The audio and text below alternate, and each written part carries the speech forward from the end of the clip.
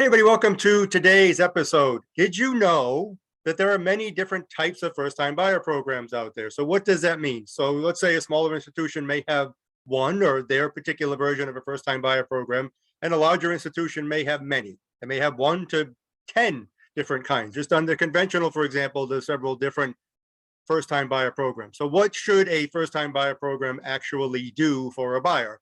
By the way, you don't necessarily have to be a first-time buyer to qualify for a first-time buyer program, but that's a whole nother conversation right there.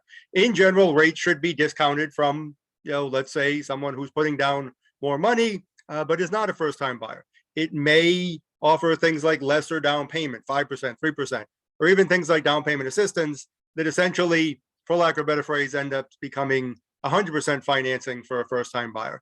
The key to any one of those programs is kind of stopping that train right at the beginning and making sure that people qualify, whether it's the one program that an institution offers or the multiple different programs, because things like making too much money can kick you out of a program. Having a higher debt to income can kick you out of that program. So there's a lot of little nuances to those. So it's not just a matter of sometimes seeing a flyer. I laugh when I see these things that just simply say, first time buyer program. Well, that's awesome, but there's a lot of details that are behind that flyer that are super important to get through and make sure that all of those T's are crossed and I's are dotted before a first-time buyer gets out in the street and starts looking at properties to make sure that they know exactly what their circumstance is, what they qualify for, and how to communicate that properly and make sure they're off to the races. So just wanted to share that today. Had a bunch of requests in the last week or two for that, so I thought it might be timely